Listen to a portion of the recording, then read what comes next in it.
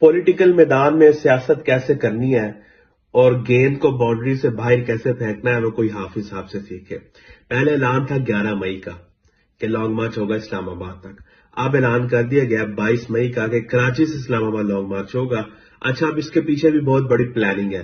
جو لوگ یہ کہتے تھے نا کہ تحریک جو ہے 14 مئی کا الیکشن ڈیلے کرنے کے لیے آ رہی ہے، حافظ صاحب نے ایسا سکسر مارا ہے نا ان کے منہ پہ کہ اب انہیں کہا کہ لو پترو تمہارے پاس ہے ٹائم قیامت تک، الیکشن کا جو ہے کروا سکتے ہو کروا لو اور اپنا پورا زور لگا لو، ہم جو ہے لانگ مارچ بعد میں کر لیں گے۔ دس از دا ریئل پالیٹکس، اسے کہتے ہیں سیاست کرنا۔ کمال ہے حافظ صاحب آپ کی سوچ کو۔